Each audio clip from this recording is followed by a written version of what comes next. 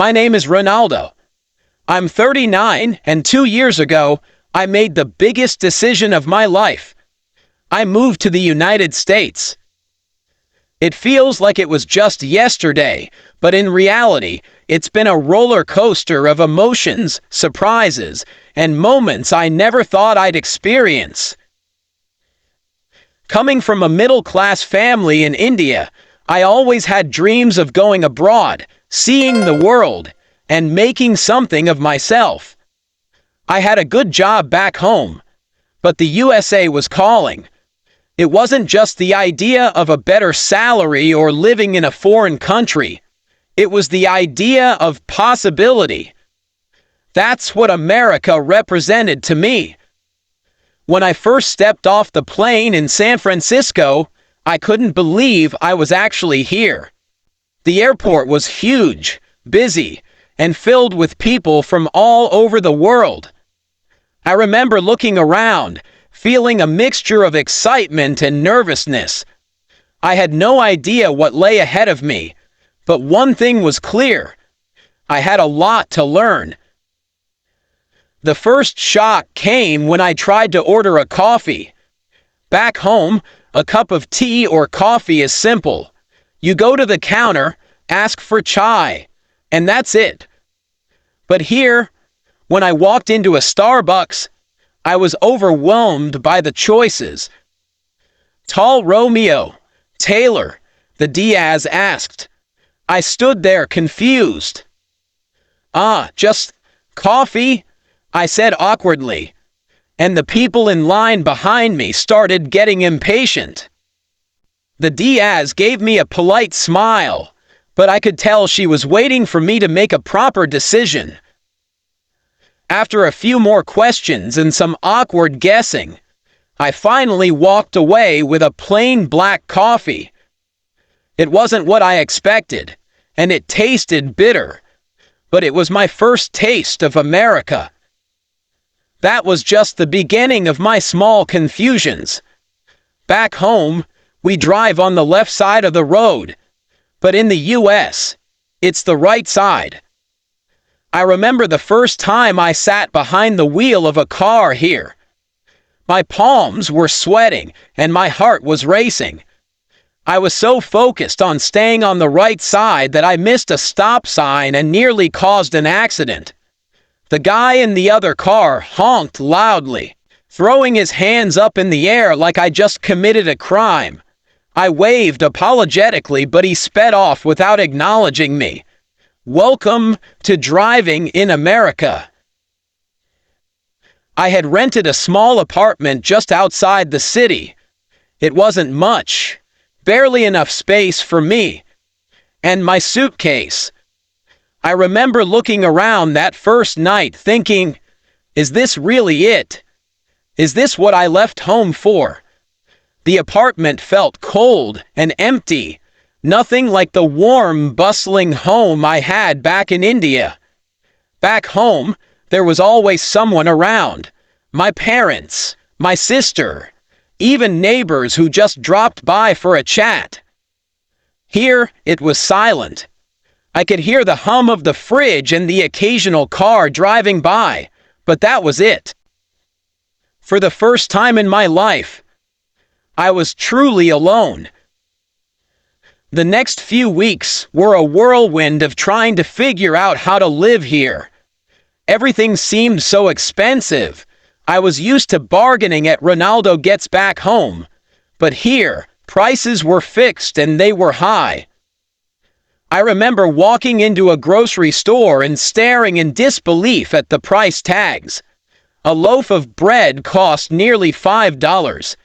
In India, that same amount of money could buy you enough food for a whole day.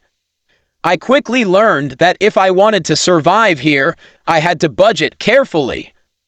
My salary was decent, $60,000 a year, but after rent, utilities, and food, there wasn't much left for anything else. I had to share my apartment with a roommate to cut costs, but even that didn't leave much breathing room.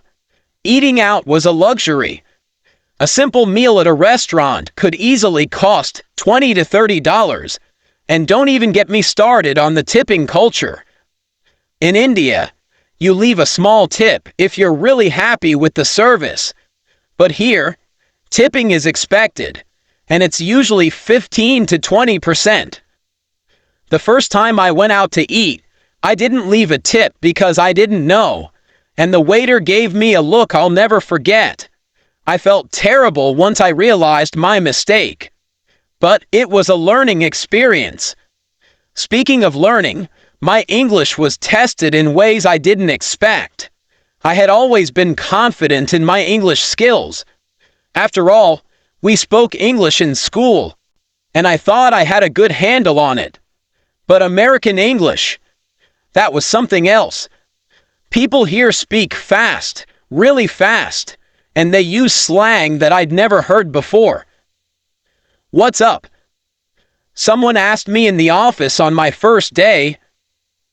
I blinked, confused. Was he asking about work? Did he want to know if something was wrong? I just smiled and nodded, which became my go-to response when I didn't understand something. Over time, I started picking up on the little things, like how Americans love small talk. Back home, if you see someone in the elevator, you don't strike up a conversation. But here, people ask, "How's your day going?" Or, "Nice weather today, huh?" It's casual, friendly, but also strange at first. I wasn't used to talking to strangers, but it became a part of my daily routine. And then, there was a loneliness. I didn't expect it to hit me so hard, but it did. In India, family is everything. We're close, always together, always supporting each other. But here, I was on my own. I'd come home from work to an empty apartment, no mom waiting with a warm meal, no dad asking about my day, just me and the four walls.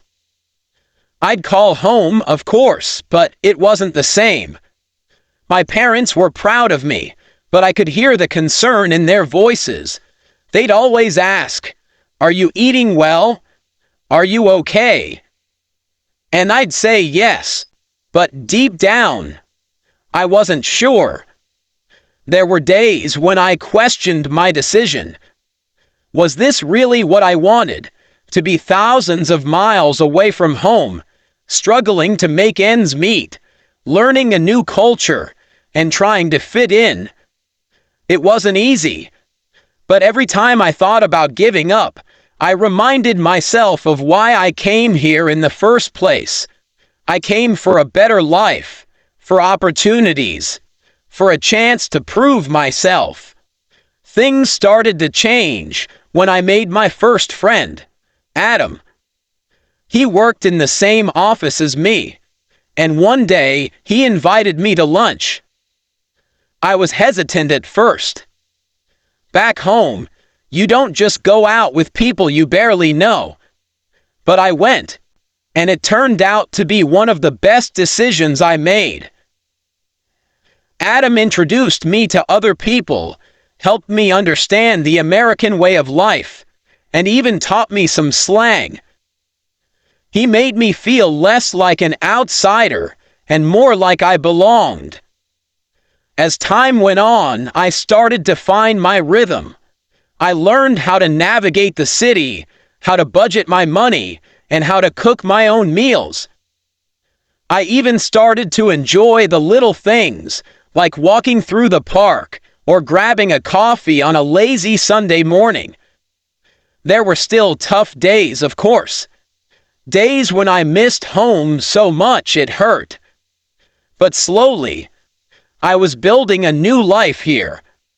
One of the most surprising things I learned about Americans is how much they love their dogs. Everywhere I went, people were walking their dogs, playing with them in parks, and even bringing them to cafes. It seemed like there were more dogs than kids. I didn't understand it at first, but after seeing how much joy these pets brought to their owners, I started to get it. Dogs here are like family. People treat them with so much care and affection. It was heartwarming, and it made me think about getting a dog myself one day. As time passed, life in the U.S. began to feel a little more familiar. I'd settled into my job and Adam had become a good friend. But amidst the busy work days and adjusting to life here, something unexpected happened. I met her. Her name was Amanda. She worked in a different department at my office, and we met during a team-building event. At first, it was just friendly smiles in the hallway, casual small talk about work. But soon, things became more than that. Amanda was everything I admired. Smart, funny, and full of energy. She had a way of making every situation feel lighter, and before I knew it, I found myself thinking about her all the time. We started going out for coffee after work, and those small moments with her became the highlights of my day. She was the first person in the U.S. who made me feel completely comfortable, like I didn't have to try so hard to fit in. With her, I could just be Ronaldo one weekend. She invited me to her family's home for a barbecue. Now, if there's one thing Americans love almost as much as their dogs, it's a good barbecue. I had no idea what to expect, but I quickly learned that these gatherings are serious business. Her dad had this huge grill in the backyard, flipping burgers and ribs like a pro. I tried to help, but when I burned a few hot dogs, Amanda's dad gently guided me away from the grill, laughing. "Why don't you leave the cooking to us and enjoy the sunshine, Ronaldo?" That day was full of laughter, and I felt a sense of belonging I hadn't felt since leaving home. Amanda and I started seeing each other more often after that.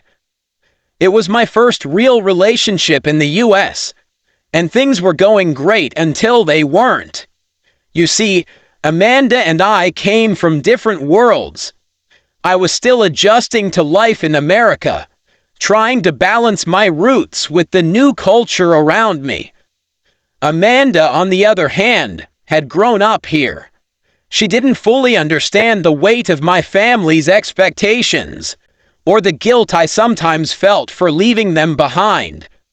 We had small disagreements at first, things like how often I called my parents or why I couldn't just fly back to India for a visit whenever I wanted. But over time, those small arguments grew into something bigger. One night, after a long week at work, we sat in my apartment, and out of nowhere she said, "Ronaldo, do you ever feel like we're too different?" Her words hit me like a punch. I didn't see it coming. I thought we were doing fine, but Amanda felt like she couldn't connect with parts of my life, especially the part that still held on to home. We tried to work through it, but it became clear that no matter how much we care for each other, we were heading in different directions. The breakup was hard. There were nights when I lay in bed staring at the ceiling, wondering if I had made a mistake coming here. I missed her. I missed how she made me laugh, the way she could turn a stressful day into something manageable. I even missed the little things, like how she'd always steal fries off my plate when we went out to eat. For a long time, I couldn't stop thinking about her. I replay our last conversation over and over, asking myself if there was something I could have said or done differently. But as much as I missed her, I knew that some things just weren't meant to be. Life had a way of teaching me that. Sometimes we have to let go of people, not because we don't love them, but because staying together would hold us back from becoming who we're meant to be. So, I focused on healing. Adam, being the good friend he was, would drag me out of my apartment when he could see I was stuck in my head.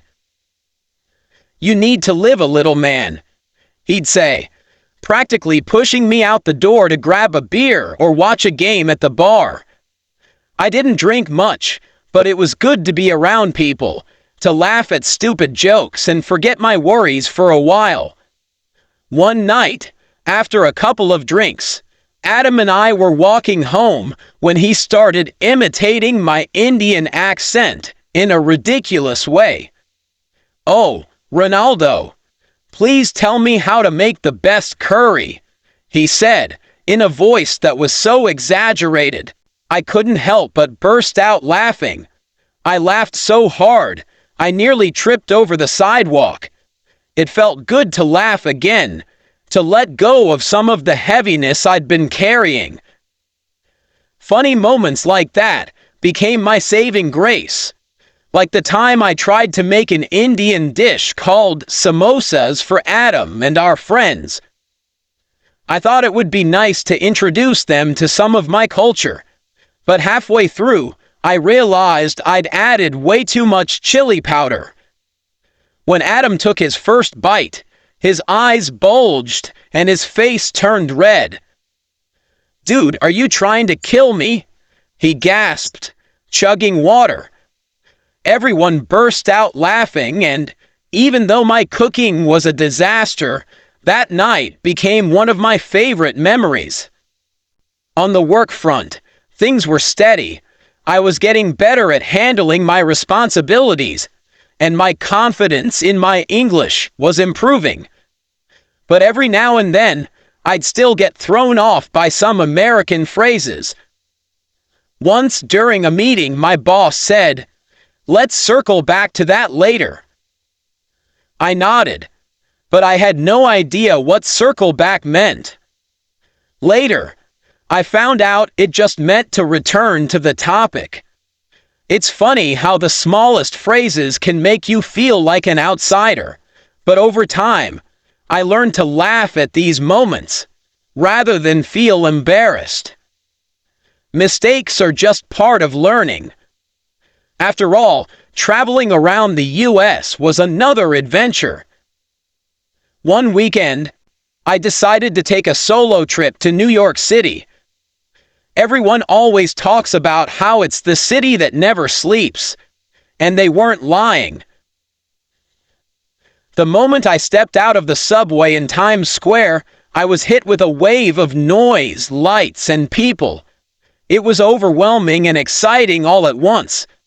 I spent hours just walking around, marveling at the tall buildings and the energy of the city. I tried New York pizza for the first time. It was huge, greasy, and delicious. I even met a street performer who was playing the saxophone, and when he noticed me watching, he winked and started playing the tune of an old Bollywood song. It was such a random, unexpected moment, and I couldn't stop smiling. But beyond the excitement of new experiences, there were life lessons that hit hard. One thing I learned quickly was how to manage money. Living in the U.S. isn't cheap, and there were times when I had to get creative with my budget. I remember once, during a particularly tight month, I survived on ramen noodles and peanut butter sandwiches for an entire week. It was tough, but it taught me the importance of planning and saving. And then there were the lessons about people. In America, I learned that not everyone who smiles at you is your friend. People are polite, yes. They say hi even if they don't know you, and sometimes they give compliments just to be nice. But that doesn't always mean they have your best interests at heart. I had to learn to trust my gut, to recognize the difference between genuine kindness and surface-level politeness. There were people who supported me wholeheartedly, like Adam, but there were also people who didn't care if I succeeded or failed. Through it all, though, I realized the importance of family. No matter how far I was from home, my parents were always there for me. Their phone calls, their words of encouragement, and even their gentle scolding kept me grounded. They reminded me of who I was and where I came from. On tough days, I'd think about all the sacrifices they made so I could have a better life. That thought alone gave me the strength to keep pushing forward even when things got tough. After the breakup, life slowed down a little, but not in a bad way. I had more time to focus on myself, my work, and most importantly, my English. You'd think after living in the US for a while, I'd have it all figured out. But no, English is like a tricky puzzle, always throwing new challenges my way. One day I'd feel like I had it under control, and the next, I'd find myself completely lost in a conversation. Take, for example, this one time at work. It was a typical morning, and I was sipping my coffee when my boss walked up and said, "Ronaldo, could you give me a ballpark figure on the project costs?" I stared at him blankly. Ballpark figure? Were we suddenly talking about baseball? I tried to keep a straight face and nodded, pretending I understood. But inside, I was panicking. I Googled ballpark figure under the table during the meeting and found out it just meant an estimate. Phew, close call. I laughed about it later, but these little moments kept me on my toes. But it wasn't all confusion. There were plenty of fun and quirky things I loved about living here. For one, Americans love their holidays. Every month, it felt like there was some new excuse to celebrate. Halloween, Thanksgiving, Christmas, it was non-stop. Halloween was the most bizarre one for me. Back in India, I'd seen it in movies, but nothing prepared me for the reality of grown adults dressing up in costumes and roaming the streets. Adam and I decided to throw a little Halloween party at our apartment, and he convinced me to dress up as Spider-Man. Let's just say, wearing that tight suit was an experience. Halfway through the party, the mask became so unbearable, I ripped it off, much to the amusement of my friends. Adam, on the other hand, dressed as a giant hot dog and spent the entire evening telling people to relish the moment. It was so bad it was funny. Funny moments like that became a part of my everyday life. Once, I went to a drive-thru for the first time. I had seen them in movies but never experienced it myself. I was so nervous about getting the order right that when the lady asked, "Do you want fries with that?" I panicked and said, "No, I'll just take the ketchup." The lady at the window gave me the most confused look, and I drove away with only ketchup packets and no fries. I laughed about it all the way home, realizing how ridiculous I must have sounded. Speaking of food, American meals were something else. Breakfast here was a big deal. In India, my breakfast usually consisted of something light, like parathas or idli. But here, people started their day with pancakes, eggs, bacon, and a mountain of syrup. I tried it once, but by the time I finished, I felt like I needed to go back to bed instead of starting my day. I did, however, fall in love with their sandwiches. A turkey sandwich for lunch became my go-to, but I had to be careful.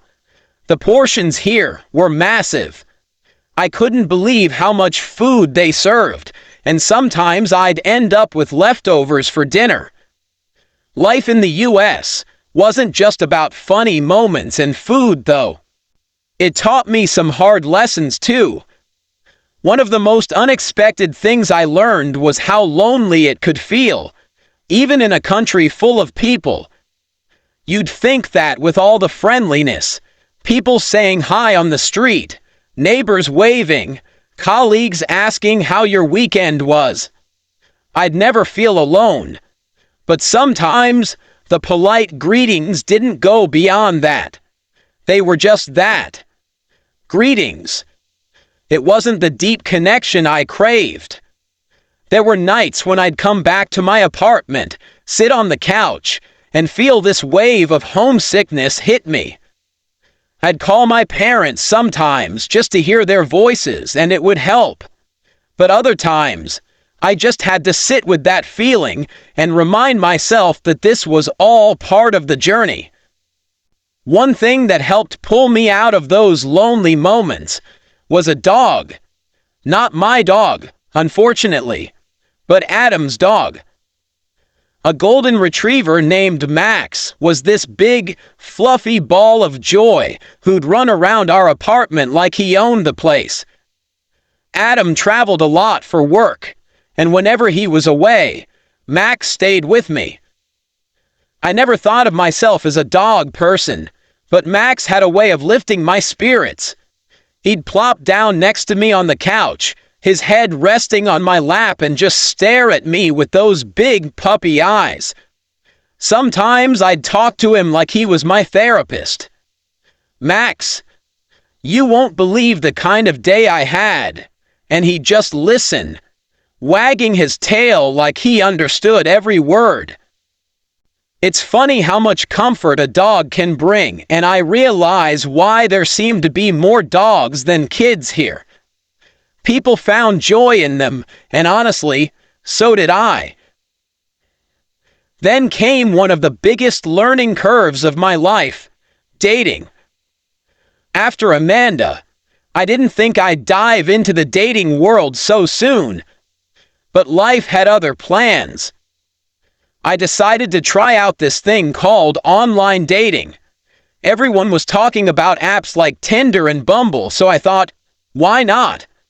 I created a profile, uploaded a decent picture, and within a few hours, I got my first match. Her name was Sarah, and she was cute, blonde, blue eyes with a great smile. We messaged back and forth for a while, and she seemed cool. So we decided to meet up for coffee. The day of the date, I was nervous. I'd heard horror stories about online dates going wrong, but Sarah seemed normal enough. We met at a cute little coffee shop, and I ordered my usual black coffee, no sugar. Sarah, on the other hand, ordered some complicated drink with extra foam, caramel drizzle, and a shot of who knows what. The conversation started off fine, but halfway through, I realized we didn't have much in common. She was talking about some reality TV show I'd never heard of, and I tried to follow along, but it was like she was speaking a different language. Then came the awkward silence. You know the kind. The one where both of you are searching for something to say, but come up empty. I tried to break the tension with a joke, but it fell flat. By the end of the date, we both knew it wasn't going anywhere. We said our goodbyes, and I walked home, laughing at how uncomfortable it had been. That was the first and last time I saw Sarah. Dating in the US was a roller coaster, full of awkward moments, but also some sweet ones. I went on a few more dates, some better than others, but what I learned was that relationships here were different from back home. In India, relationships often involved families from the start, but here it was more casual, more about finding a connection without the pressure of commitment right away. It was a different approach, and it took some getting used to. But amidst all the dating disasters and awkward moments, I was growing. My English was improving. I was becoming more confident in myself. and I was starting to really appreciate the small things about living in the US. I loved how people here could find joy in the simplest things, like spending a sunny afternoon at the park or grabbing ice cream on a hot day. It was a slower pace of life in some ways, and it taught me to slow down too. I started to make peace with the things I couldn't change.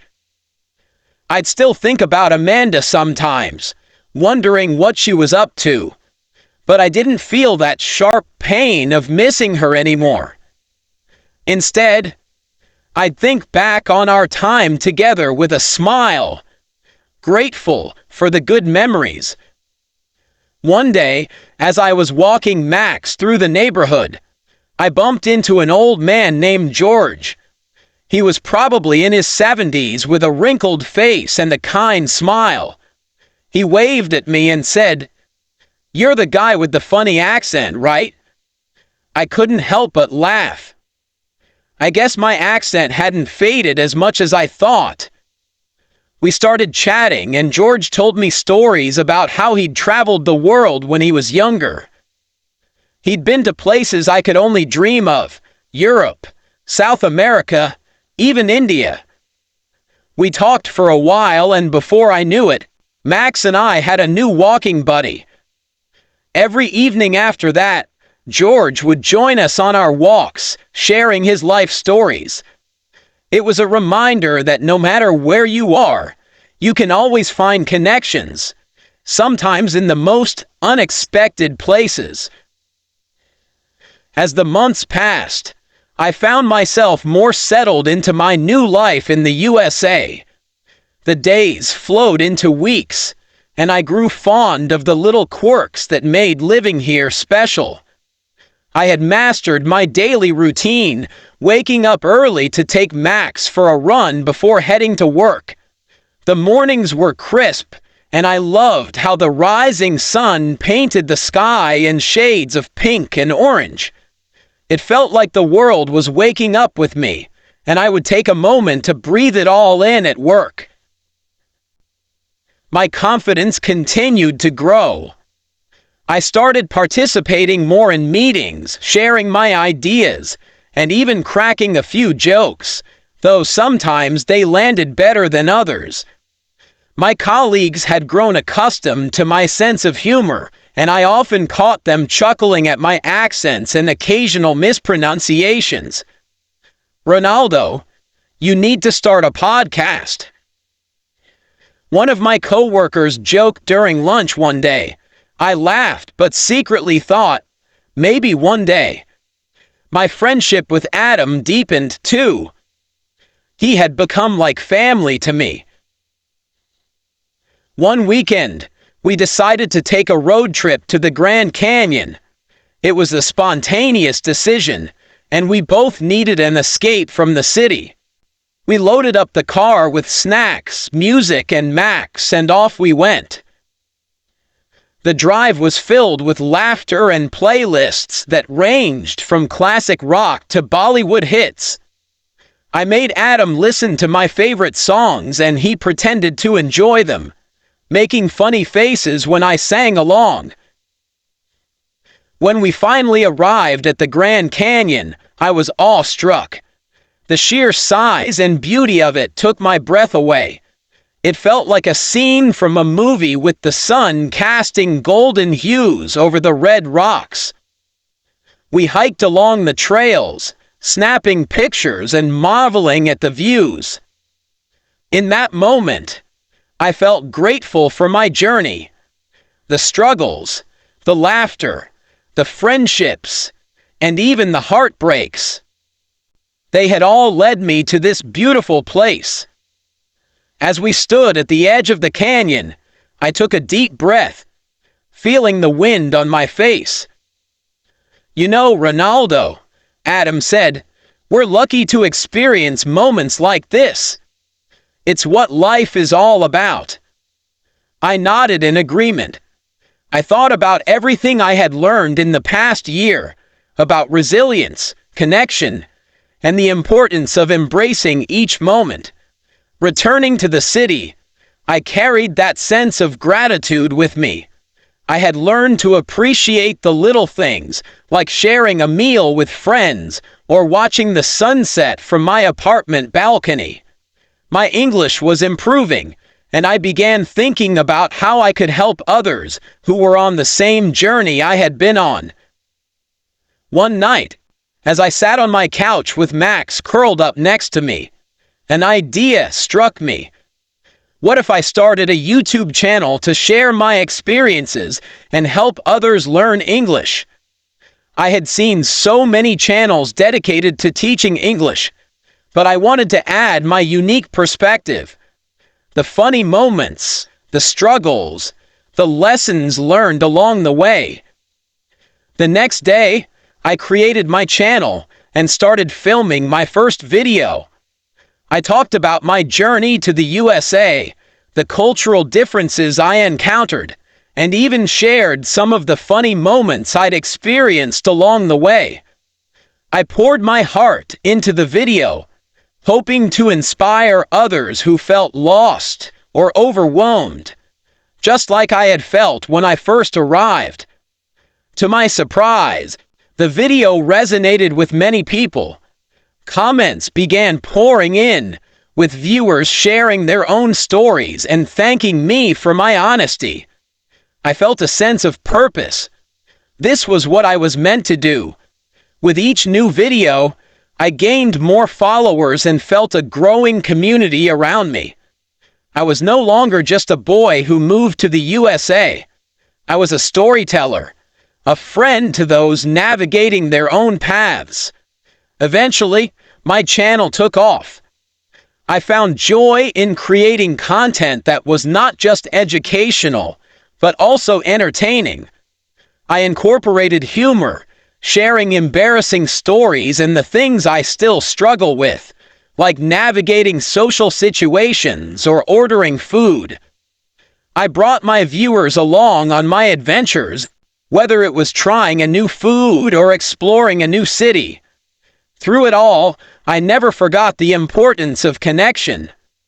I continued my friendship with George, and our walks became a regular part of my week. He shared stories of his travels, and I shared my experiences with learning English. Our friendship blossomed, and he became a mentor to me in many ways. He taught me about life and its adventures, the value of sharing stories, and how every experience, good or bad, shaped who we are. As the seasons change, so did my life. I learned to embrace change, to forgive, and to let go of the past. I still thought about Amanda occasionally, but instead of sadness, I felt a sense of closure.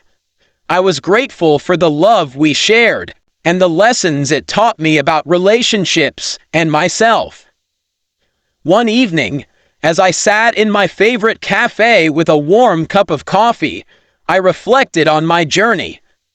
I realized that life in the USA had transformed me.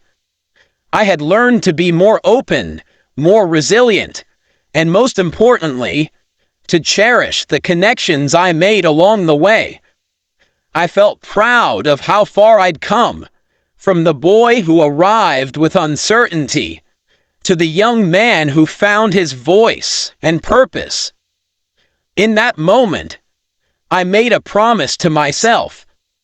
I would continue to share my journey, inspire others, and never stop learning.